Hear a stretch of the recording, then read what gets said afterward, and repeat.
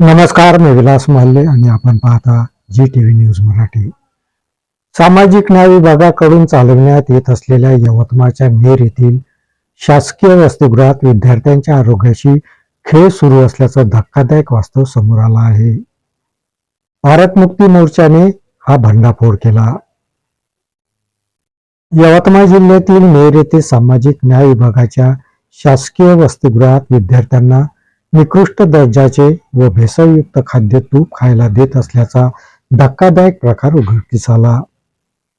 या वसतिगृहात SC, OBC, ST कॅटेगरीच्या विद्यार्थ्यांची संख्या ही मोठी आहे।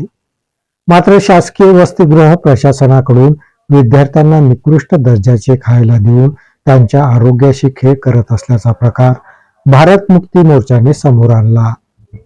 भारत मुक्ती मोर्चाचे जिल्हाध्यक्ष सुनील गवई आणि बहुजन मुक्ती पार्टीचे लोकसभा अध्यक्ष विनोद मुधाने यांनी शासकीय वसतिगृहातील हे धक्कादायक वास्तव समोर आणलं।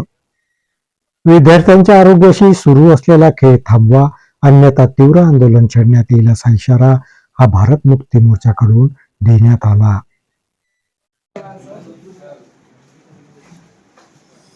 तूप एकदम असं घट्ट नाही। हे असं किती दिवसापासून येते अरे बेटा? दरवर्षी आहे का? आणि तुम्ही किती वेळा कंप्लेंट केली, किती वेळा सांगितलं यांना? प्रत्येक वेळेस आम्हाला ऍडजस्टमेंट मिळाली, त्याच्या पुढे काही मिळालं नाही। आणि निरंतर ह्या गोष्टी होत राहतात का? तुम्हाला व्यवस्थित जेवण मिळत नाही का?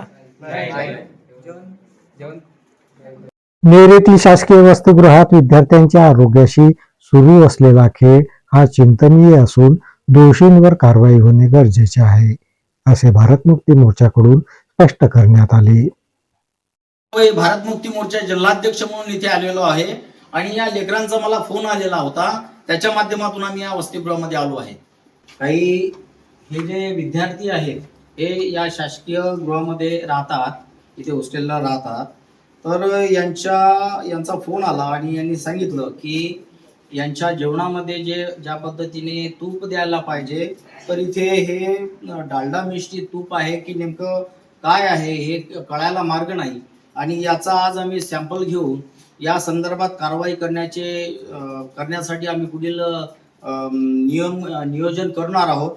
तर आज हे शासन प्रशासन आमच्या या विद्यार्थ्यांसोबत यांच्या जीवाशी खेळण्याचं काम करते आहे का? आम्हाला हा भारी प्रश्न पडलेला आहे।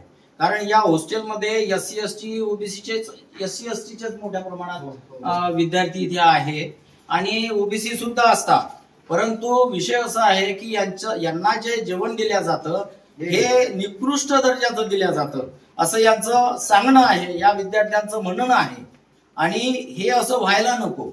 जर सरकारच्या माध्यमातून तुम्हाला, प्रशासनाच्या माध्यमातून तुम्हाला याचं नियोजन करायचं असतं, जर आमच्या लेकरांना व्यवस्थितरित्या जेवण दिल्या जात नसेल, त्यांच्या आरोग्याची काळजी घेतल्या जात नसेल, तर निश्चितच हे निंदनीय आहे आणि कार्यवाहीस हे लोक पात्र आहेत। या बातमीपत्रात इथेच थांबतो, परत भेटूया नवीन बातमीपत्रात। तोपर्यंत पाहत राहा जी न्यूज मराठी। नमस्कार।